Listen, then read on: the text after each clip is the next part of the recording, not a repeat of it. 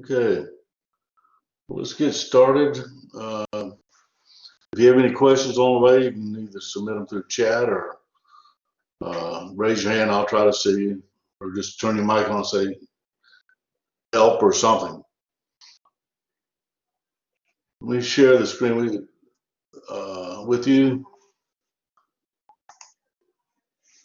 remind you that we are now in week 13.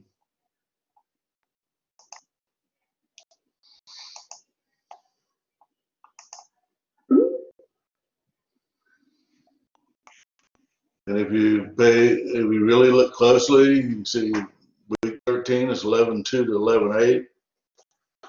Week 14 is next, 11:9 to 11:15. But also in week 14, that's when their papers are due.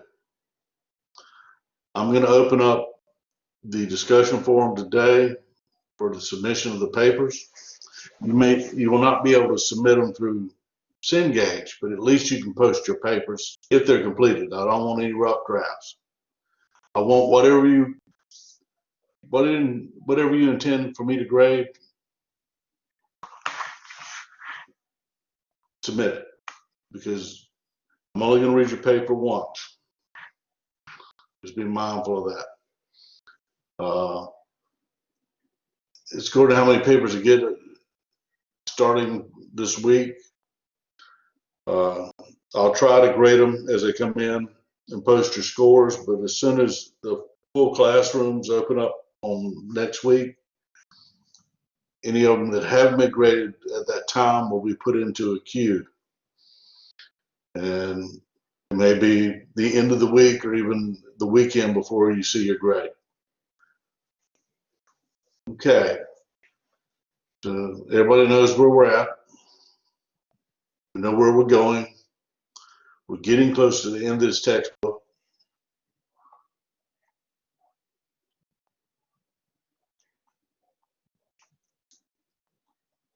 Because we're going to chapter 20. Just a quick reminder of the micro-macro schedule. Everything as far as chapters and due dates are correct. So we're looking at a final exam that's going to fall 11/23 to 11/29. So less than a month away, the end of this month, and we're finished. So make sure you get everything completed prior to the end of the semester so it can count to your grade.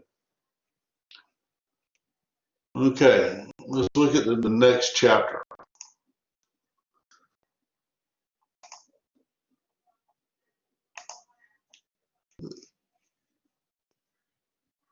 We've looked at perfectly competitive firms where there's many buyers and sellers, and then we look at monopolistic competition, monopolies. Now we're going to look at the oligopoly. And usually let's start off just what our objectives are in this chapter. What outcomes are possible under oligopoly? Why is it difficult for oligopoly firms to cooperate? How we can see the use of game theory. And we'll talk about the prisoner's dilemma as well, which is very similar. And how are antitrust laws used to foster competition?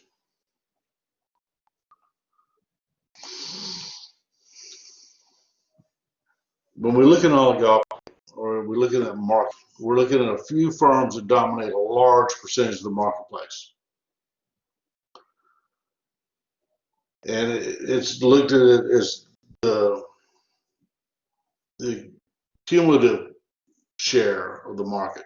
We look at multiple firms. In this case, the textbook, they say 4, the largest firms. The higher the percentage, the more power one or multiples of them have in control of the marketplace. So when we look at the number of firms, monopoly, 1 dominant force, oligopoly, a few dominant companies that control a large market share, with the majority of the market share. Monopolistic competition, there's many firms, they all believe they're different somehow. And when we look at the perfect competition, identical products, differentiated products on monopolistic competition. Same thing with oligopolies, differentiated products, and similar to some point with monopolies as well. I saw some student send me a question about one of the homework questions, and it asked them to identify similarities between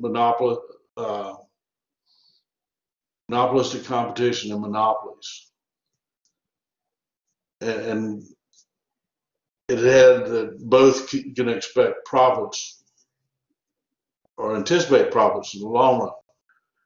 But with monopolistic competition, they're not, in the long run, there's zero economic profit. And you have to make sure if they give you two different market structures, they want you to identify the things that are similar. Go back and look at some of your notes and how we define or characterize each one of these markets. Because monopolistic competition is very similar to perfectly competitive firms, where long run there's zero economic profit. As other firms come in and leave, the supply of the product goes down and the price of the product goes up, and you become more profitable. This is a never-ending cycle here. On the oligopolies, they don't deal with that. They perceive their long-term profits and returns in their product.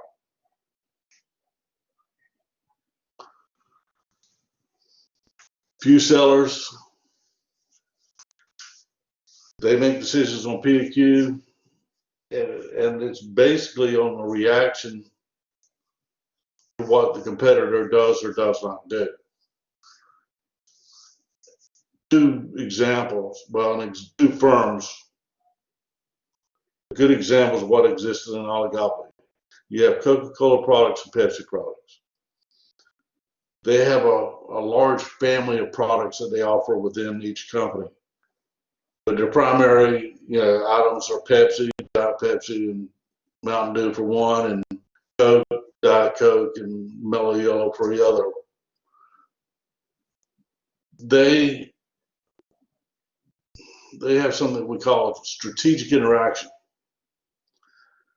It's not espionage. They don't have a spy going in somewhere and stealing papers. But they are keenly aware of the process used by their competitors. They do have the recipes for each other's products. Pepsi does the recipe with Coke, back and forth. But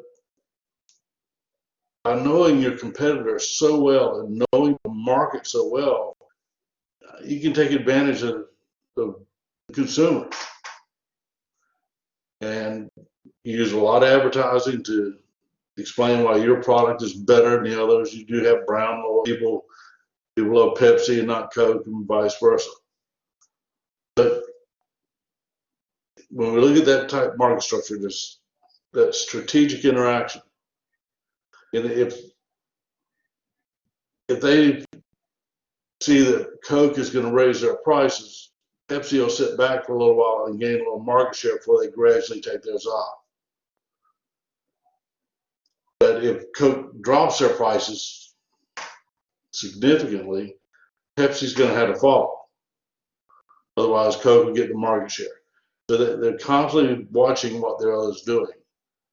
An example, there was a service station in Selma off of exit 97 that the owner had a pair of binoculars right on the counter, and anytime he saw someone going to the sign at the gas station across the street, he brought out his binoculars so he could figure out the price, and then he ran out immediately and changed his.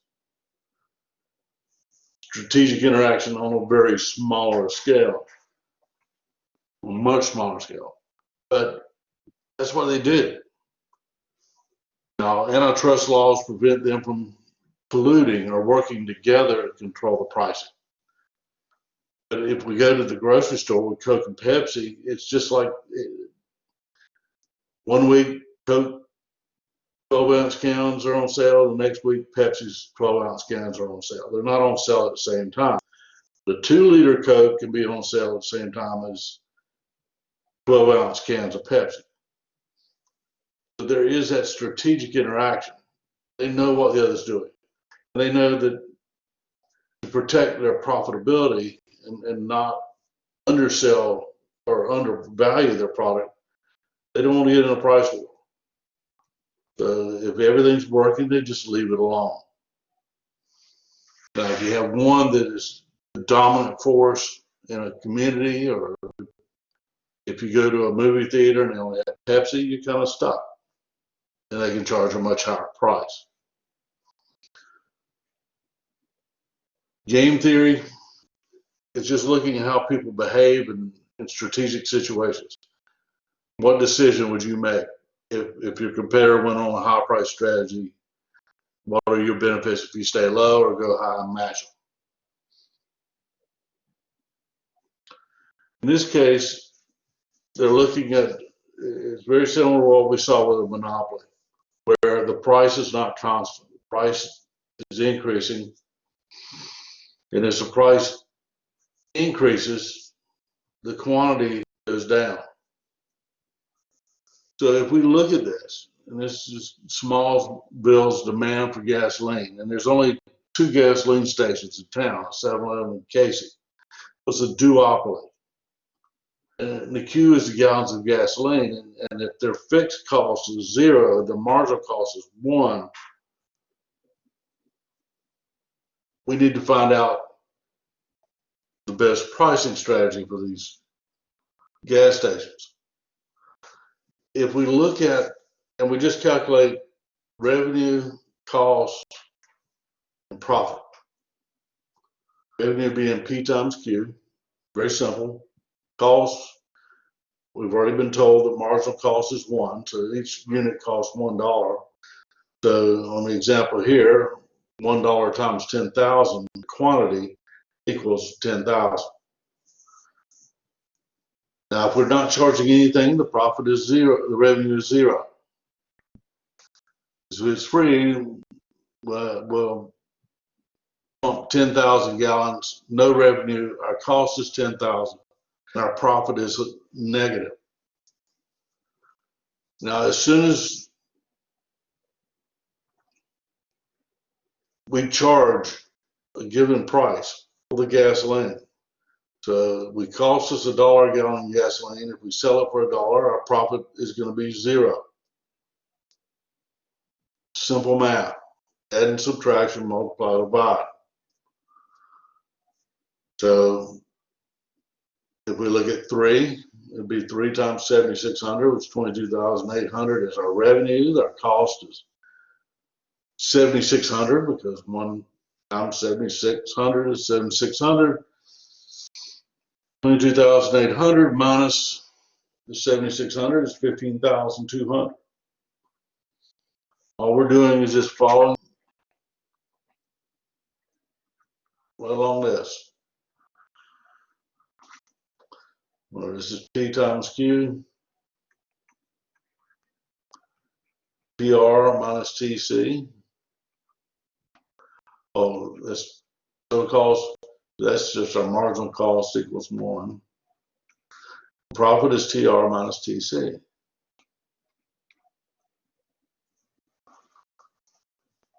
What we're looking for is where we gain our greatest profits. At this point, at 7, we can pump at a price of $7. We can pump 4,400 gallons of gasoline. Revenue is 30,800. Our cost is 4,400. So our profit is going to be greatest. This point right here. So that's what they should be pricing their product at. is a price of $7 a gallon. Now, if one was to drop their price, their quantity would go up, and it'd probably steal some people away from the other gas station. So they'll get a larger share of the amount of quantity of gasoline consumed.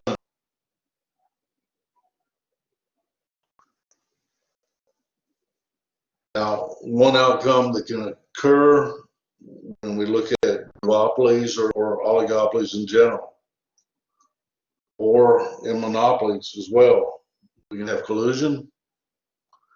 If we look at OPEC, they get together and meet and determine how to raise the price of gasoline or to reduce the price of gasoline,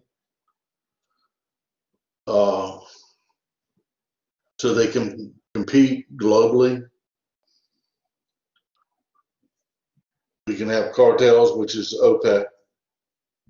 But when we look at Coke and Pepsi, it looks like there's collusion, but there's no physical link between the two firms. Just that they've been around a long time. They can reverse engineer a product. They've hired people from Pepsi. Coke has hired people from Pepsi, and Pepsi from Coke. They know what's going on. And if we can map the human genome, they can reverse engineer a product and tell you exactly what's in it. They can probably even tell you where the flavorings came from. Now with collusion, each gas station would sell 2,200 gallons. So each one of them would agree to produce 4,400. Well, they'd split the 4,400 units and charge $7. This would be ideal for both of them, because if they divided the profit up, it would be 13,200 apiece, which would be at the highest point for both of them. But if Casey cheats on the agreement and sells 3,000 instead of the 2,200, that's when we start having problems. Now, with Casey, if they believe that they can raise the price and get the market share and keep it, yeah, that gives them incentive to cheat. They think they can make more money. There's an incentive to cheat. But the only way they'd be selling more gasoline is actually going to drive the price down. So if they both stick with the agreement, $7 and 2,200 gallons each. Now Casey cheats and gives it 3,000, takes it to 5,200, and that is, the price is going to be $6. Casey's profit will be 3,000 times 6, which is 15,000. It is a higher profit. If both cheat at 3,000, it's going to take the price to 5. Because if they both cheat, they're here. If only Casey cheats, it goes to here. There's a small profit right at the beginning, but I guarantee you, people will start going to Casey's competitor because of the lower price. Well, they lower their price. Their competitor's going to have to lower their price to get back to at least higher profits. It's not the highest, but at least it's higher. So they both go to that strategy. It's $1,200. The Casey's incentive to cheat is $300, and the difference is 3,000. Excuse me. Both firms would be better off to stick to the collusion agreement. But with the incentive to cheat, there's a problem.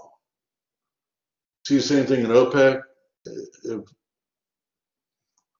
If they come up with a means of getting the price up by decreasing the quantity of oil in the global marketplace, you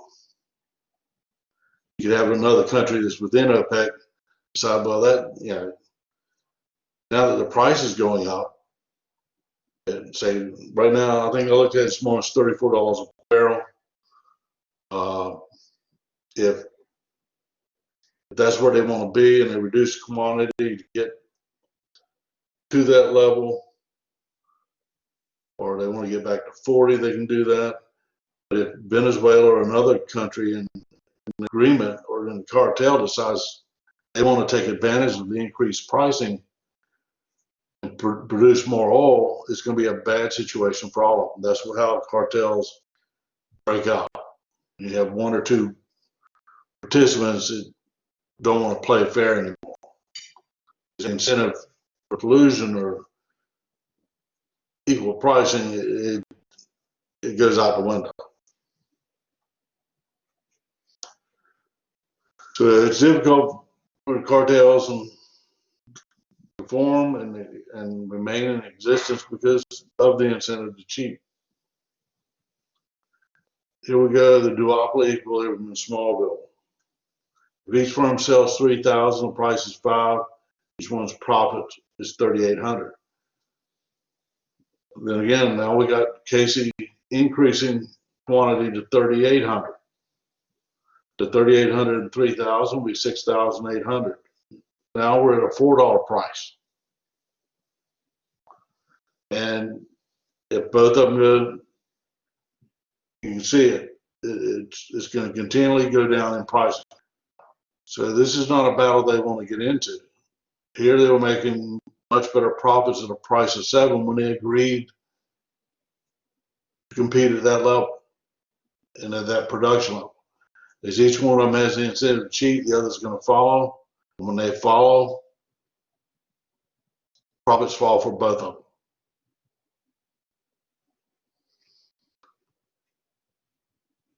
So they're just doing the math because they look at the new total that is going to be available when they cheat, and then it's going to go and change the price accordingly. And it'll continue until they just drive themselves out of existence. The Nash equilibrium, when they interact with each other and they choose the best strategy, and it's where both parties are better off with the decision that was made, or they would be both worse off if they made the alternative decision.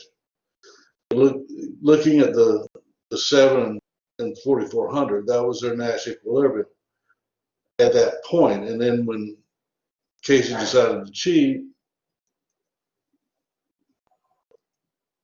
the balance is gone. Casey went to better himself or herself to get increased profits through that additional quantity. But it did not happen for 7-Eleven. Then when 7-Eleven agrees to follow, they both have reduced profits. So the best position to be in will be just all the rules and stay in the game. Now, when one chooses to maximize the profit, the other has to follow. That's the only way they're going to remain competitive. And when we compare an oligopoly to a monopoly, their price is lower than if it was a monopoly because of the incentive to cheat. As a monopoly, you don't worry what anybody puts on what they think it's worth, what the market thinks it's worth. You can charge the consumer what they're willing to pay. Same thing's true with an oligopoly, but with two parties involved, it makes it very difficult. We'll see that a little later when we look at the prisoner's dilemma.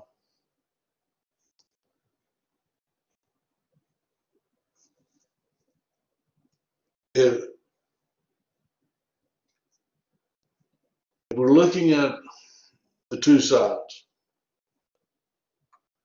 increasing output has two effects on a firm's profits. This is only looking at the singular firm, not the competition.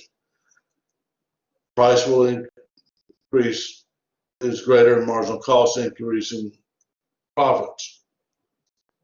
As long as the price is above it, marginal cost, it is profitable. Now, if you raise the quantity, you're going to move closer to marginal cost. So your revenue per unit will fall, or your total revenue will fall in relation to the other, where you were at the optimal level. But if both of you do that, both of you are going to lose money. If one does it, you'll be more profitable. Now, with the price effect, raising output increases market quantity, which reduces price and reduces profit for all units sold. Now, if you have a greater number that you're selling out of the marketplace at the lower price, then you will see the competitor falling.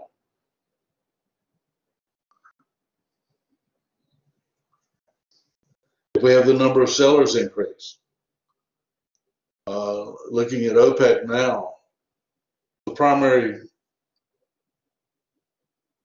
largest manufacturer in OPEC has been Saudi Arabia. Venezuela has the capacity to produce as much as Saudi Arabia. Now there's another country in play. They just found tons of reserves, billions of gallons of oil. And that's Turkey. When Turkey enters the market, starts producing petroleum products, the price globally will fall. We have a new player coming in the marketplace. The price fell when the U.S. started producing a lot of gas and oil. So when we look at that, as long as your price is greater than your marginal cost, you're profitable.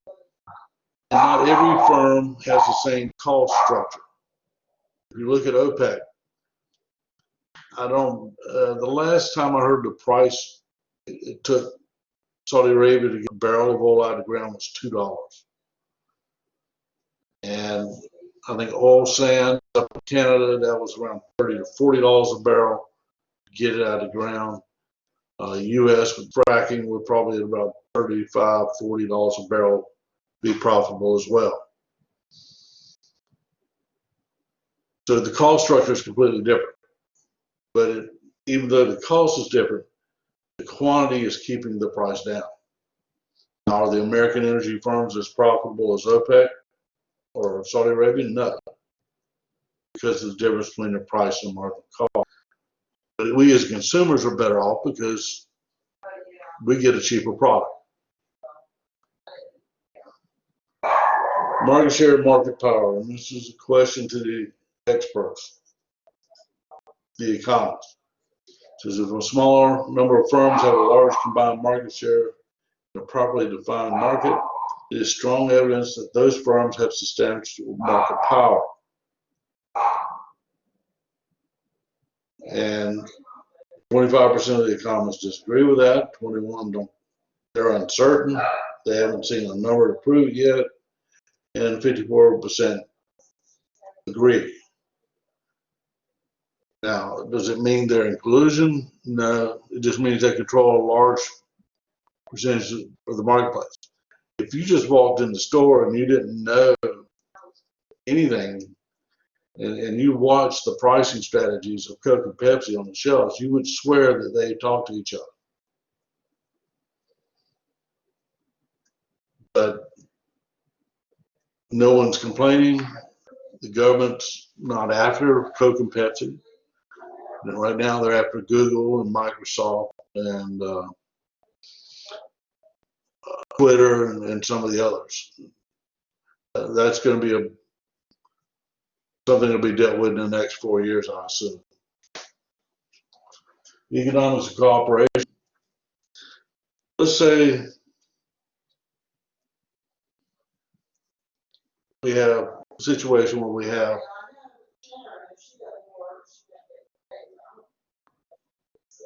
Will on the top and Jill over here.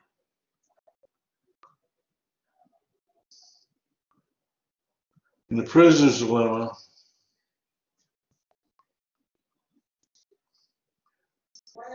if you watch any television shows or dealing with police and crime, if they catch two individuals committing a crime, the first thing you do is separate them. And this is the strategy they're going to use. If you look at this, let's say that Will and Jill have been arrested for grand larceny, breaking and entering. And they're going to be placed in separate rooms where they can't talk to each other. And they're told that if you both plead guilty, you'll get 1 year. But if Will pleads guilty and Jill does not guilty, it's 10 years and 0 years. And same thing here. Will, if he goes not guilty and Jill says guilty, Jill will get 0 and Will get 10 years. Now, if they both plead guilty, they'll get 3 years. So there's an incentive for each one of them to plead guilty. Because if they are not 100% sure that the person in the other room is choosing not guilty,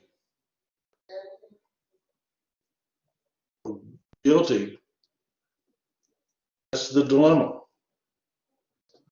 And Jill doesn't want to say not guilty and have Will say guilty.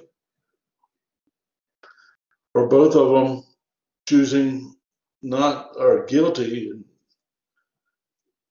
It's a very difficult situation. That is the game theory. And they're going to look at what's best for them versus what's better for the other person. Now, they may be so tight, they could be brothers or whatever, but a brother and sister crime spree, they may absolutely believe that nothing's going to happen to them. They just had to take 3 years. Okay? This is the same thing, and here we get, this is Bonnie and Clyde. So let's see, operation, here we go. They both confess to get 8, remain silent, 1 and 1. But if Bonnie remains silent and Clyde confesses, he goes free. If Bonnie confesses, Clyde remains silent, there's the problem. We have to truly trust each other. And usually that doesn't work real well between criminals. So this is the dilemma faced by the business. They deal with it every day. Low price strategy, high price strategies, etc. If they both confess, each get 8 years in prison.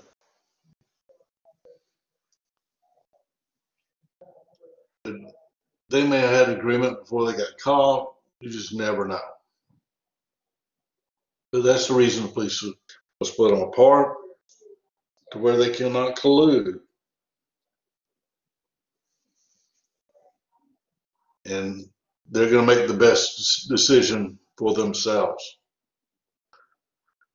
Now, when you see situations where individuals actually confess to crimes, it's when they're given the option that either confess to this crime and get the maybe 2 years, or you get 15 to 25 years, or if you just remain silent and we get you convicted and by a jury, you'll spend the rest of your life in prison. Some people will see that and they'll make the wrong decision by thinking they're doing what's best. So we do see people confess to things that probably they didn't do because they're afraid of the worst case scenario. That could be the same thing here. Clyde or Bonnie could be absolutely innocent. But if they keep their mouth shut or just keep crying out innocence, they may end up having to serve 20 years in prison. The other person who actually committed the crime gets off scot-free.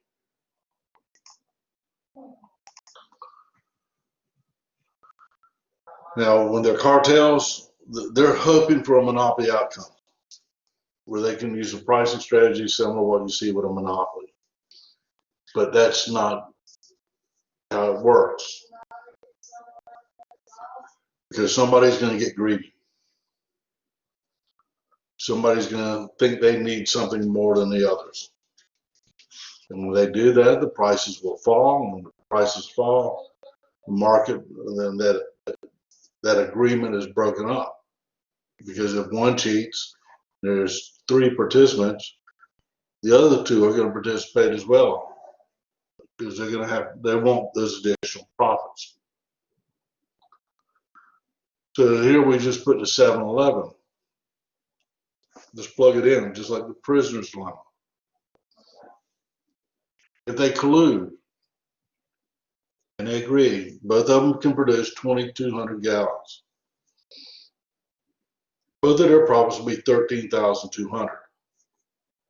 However, if Casey cheats, Casey will get 15 and 7-Eleven will get 11.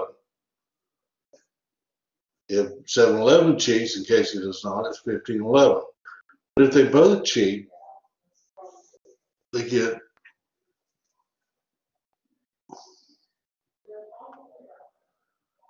$12,000. This is where they should be.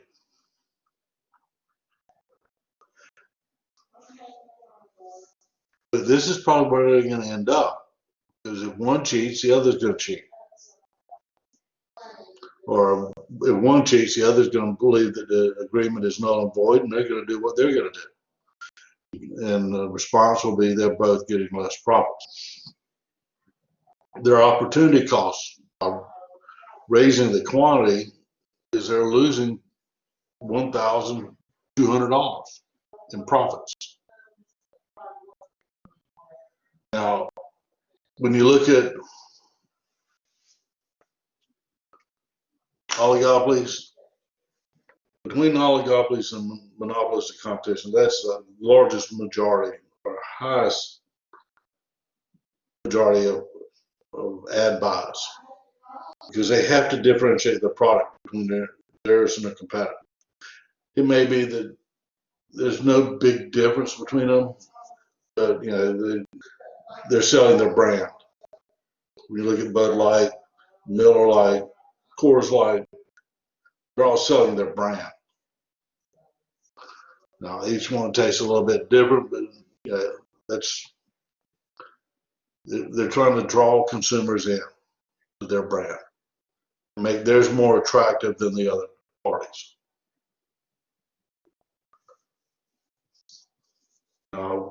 We've seen arms races between different countries. We saw for many years we fought the arms war with the former Soviet Union. We still are today to some degree. Same thing, we're competing with China as far as military build-up and equipment and technologies. So there's still an arms race going on. And if we look at the nuclear bomb, if only one party has the bomb, everybody else is afraid. That's just like a monopoly. They have control of everything. They're afraid of no one and everyone's afraid of them. Now, it would benefit both parties, or all parties, if everybody had their own bomb. But then you have a problem, there's a lot of bombs, and you don't know if you trust everybody that's playing that game. Because their argument then is, well, if you send one to me, I'm just going to send two to you.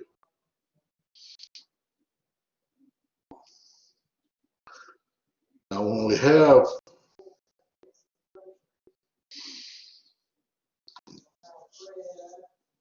when we have multiple people participating in different outcomes or choices, we can apply them to this matrix. Firms do it as oligopolies. We do it if we choose between a Chevy pickup and a Ford pickup, or a Ford and a Dodge. We could play the same scenario. What are the pros and cons, the values of each product versus the other? If I choose one over the other, what do I give up? Vice versa. In this case, they're looking at fishing, commercial fishing fleet. We have two companies, the joy of fishing and the singing fish. And let's say there's no restrictions.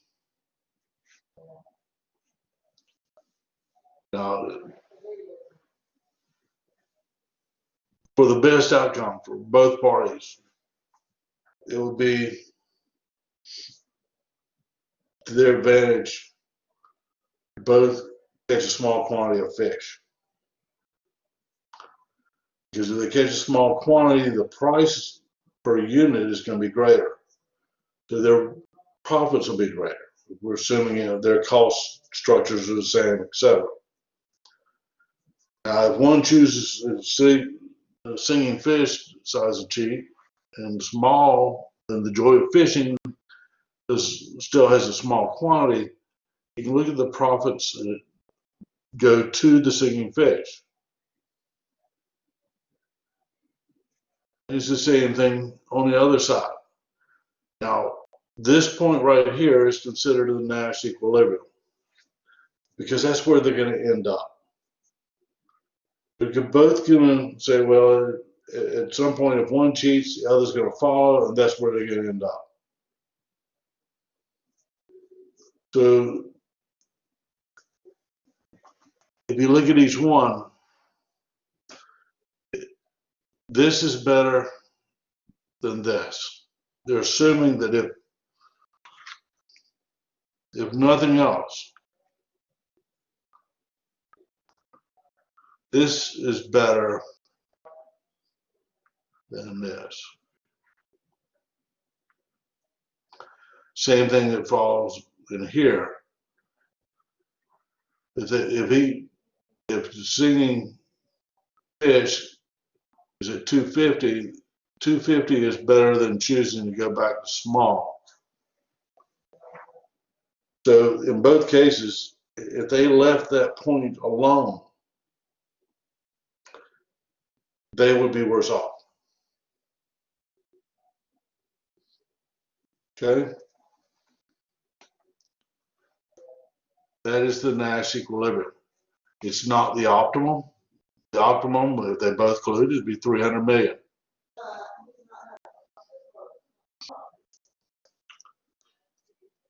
Here's campaign ads. And we're writing them. I'm getting about 50 texts a day and emails dealing with this election. When one buys a bunch, the other buys a bunch of advertising. That's just the nature of the game.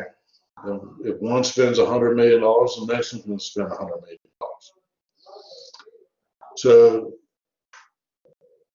if we look at this strategy, and they have R&D, if R does not run attack ads, they cooperate, they have no votes lost or gained. The people that are for them will remain for them. And same with D. If they do not run attack ads, this is here. Now, here, if one of them decides to run negative ads, R is going to lose. If D runs negative, R is going to lose 3,000 and D will gain 1,000. If R runs attack ads, D will loses 3,000 and R gains 1,000. So losing 2,000 is better than losing 3,000 for both parties. So the Nash equilibrium is here, and they're going to run negative ads. Now, some of them go a little too far.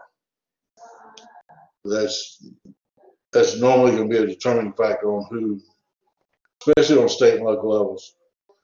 If someone is just totally outrageous in some of their attacks, it could affect them tremendously. I know one candidate, she was doing well ahead in the polls, everything else, and then she bought ads saying that her opponent was atheist and a witch, and that didn't go over very well at all. And she ended up losing.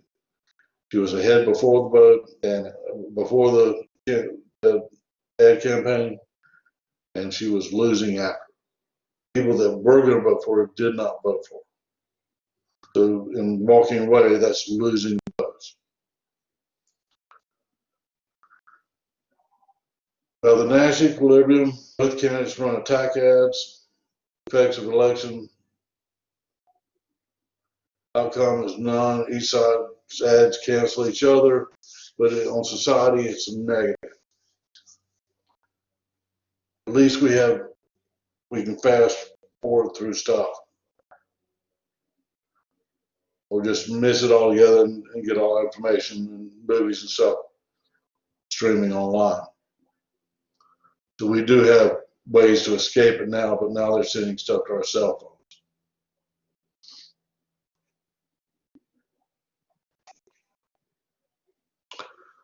People sometimes cooperate if they go back and forth over and over and over and over again. Eventually they're going to figure out this is how my competitor operates. And I know that if I stay here at a low strategy or a low quantity for the fish, they're going to stay at a low quantity. They're only going to go large quantity if I go large quantity. So experience can lead them to cooperate. That's what you're seeing with Coke and Pepsi. They've been around so long. They know that if they have this on sale one way, Coke's going to compete, vice versa.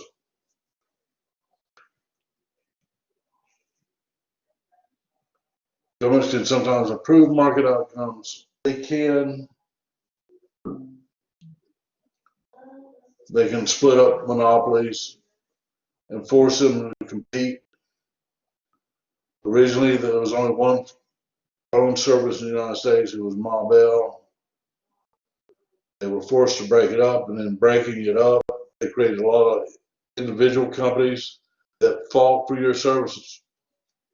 And in doing so, it brought the price of phone services down. Same thing we see with cell phones, etc. Now, the major acts that they came up with, the Sherman Antitrust Act, elevated agreements among oligopolies, from an unenforceable contract to criminal conspiracy.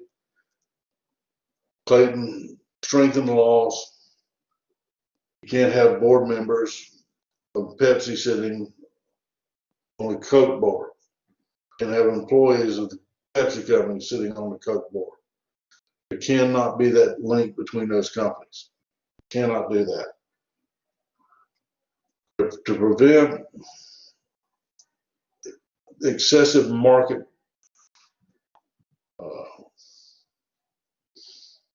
interaction by the sellers, because anytime that happens, we have a failure in the marketplace.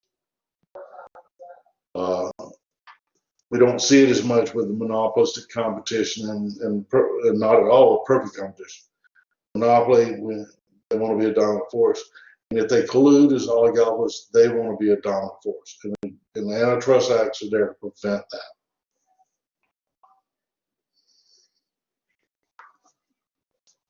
American and Braniff is gone. They've been gone for a long time. Both choose to cut fares by 50% or leave the fares alone. If they both cut fares, each profit will 300. If neither cut fares, it's 600. If one goes 800, the other goes 200. The Nash equilibrium is going to be, if both airlines cut fares, it's 400. That's where the Nash equilibrium is going to be. Because one is going to follow the other. Even in the airline industry, there was a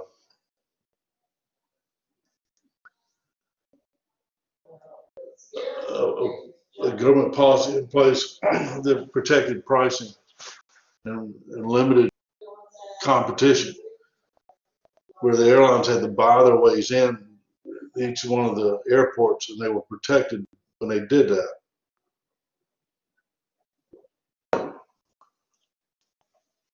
When they were deregulated, that's when we saw the pricing of air travel go down significantly. Because all of them went to this point. They went to the Nash equilibrium. We can see that here they cut fares. They reversed the order and didn't cut fares, but this is the Nash equilibrium. If we look at how this one is set up compared to this one,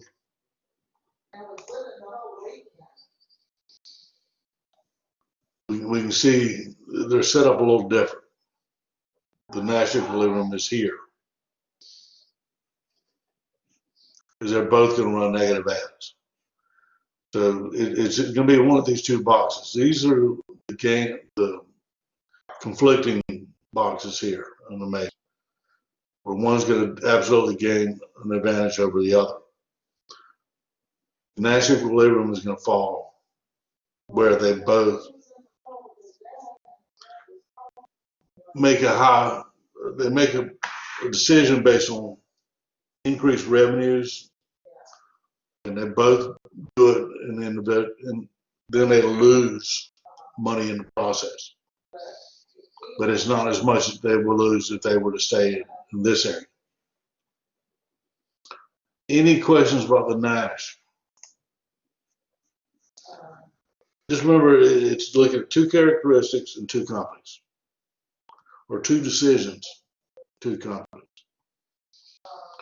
We add the nuclear arms race in there between Russia and U.S. If we both agreed to no nuclear bombs, everything will be great. If one does it, the other is going to be behind. They're going to feel like they're under the control of their opponent because of the fear of the nuclear weapon. So they're going to follow that Nash equilibrium straight to this point here, where they're both going to produce nuclear weapons and agree not to blow each other up.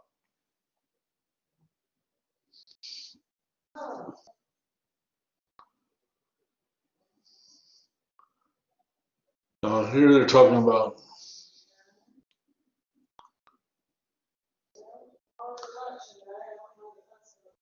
the resale price maintenance. A manufacturer imposes lower limits on the prices retailers can charge. That is not normally acceptable. For the simple fact,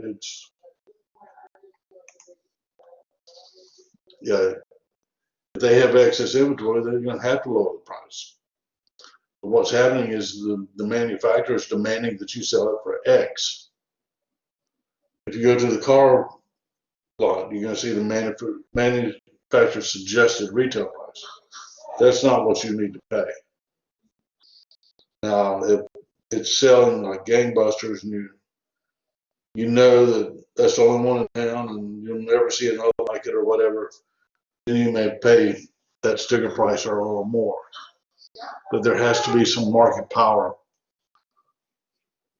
When I buy your product, you can't set my pricing. Now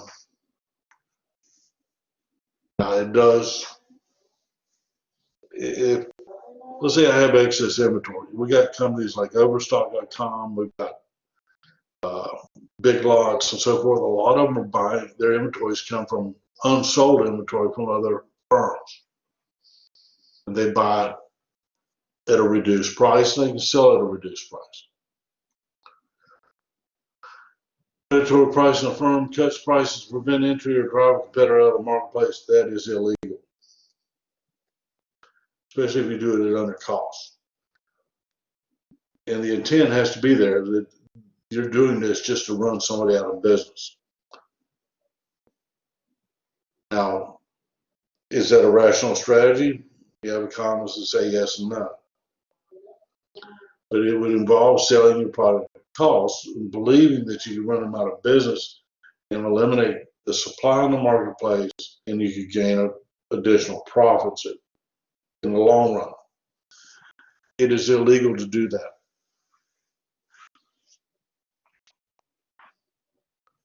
When we talk about monopolies, look at percentage of the marketplace. Campbell Soup Company has percentage of 80-some% of the marketplace. We look at soups, but they're not cutting their prices for the purpose of running everybody else out of business. Then that's going to be illegal.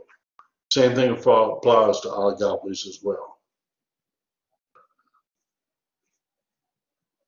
Now, we could have things where we tie them together, such as tying products. By tying the products, I gain market share. Microsoft got in trouble when they were tying products. When they linked, they had I think it was Windows 95 was when it happened. That was their primary platform at the time. They also came up with the Internet Explorer. And when they tied those two together and they told the manufacturers, if you don't make this the default web browser, it cannot be turned off. We're not going to sell you Windows 95. Then they were tying their products together.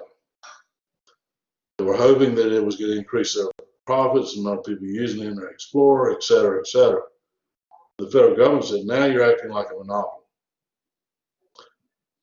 You can't have these conditional agreements. And if you don't buy this product, you can't buy that product.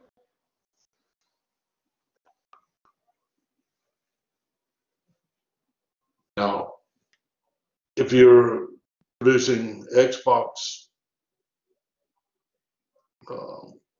games and Xbox machines, they are tied together. You have to have one to use the other. But that's how the market works. But you still have competition because there's other platforms you can play.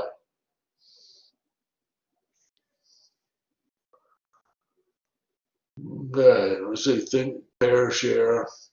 Your campus, in a small town, your best friend Elijah is amazed that grocery stores in town are open 24 hours. He says, this is a great idea. Staying open all the time must mean that both stores make a lot of profit. Now, this is part of the decision making. One was, they could have been open 18 hours a day or 16 hours a day. And when the other opened up for 24, they got additional revenues. Then the next thing you know, both of them are open 24 hours a day. That becomes their new Nash equilibrium. So, chapter in a nutshell, we've looked at the four market structures. You have monopolies, oligopolies, monopolies of competition, and perfect competition. Just remember, The point we're looking for to determine the optimal level of production is where MC equal to MR. That's where they all establish the quantity of units to be produced. Any questions on a chapter? If you go to just the one oligopoly of exhibits, you see these matrices set up. What you could do, here's the one with the decision with nuclear power, not nuclear bombs. They're both armed, they're both at risk. If U.S. disarms and USSR does not, they have a position of power. And vice versa, same thing. If Russia disarms and the U.S. does not, U.S. is safe and powerful, USSR is at risk and weak. That may not be the reality, but that's how they perceive it. Now, if neither one of them have nuclear power, we're both safe. This is going to be our Nash equilibrium.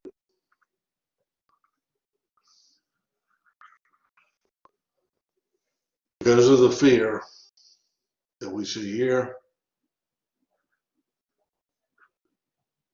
and what we see here. They're both at risk, but they're not weak.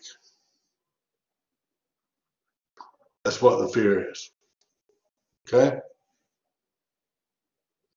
You can look at all these. For the testing purposes, they may have some of these you see in the test.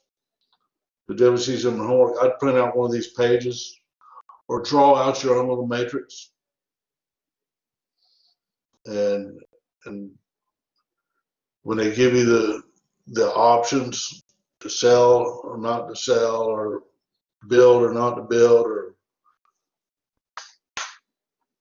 drill one well, two wells, or whatever, you can set those up for each axis and set up the matrix and find the Nash equilibrium.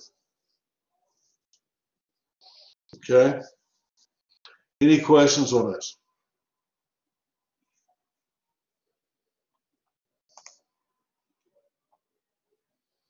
No questions?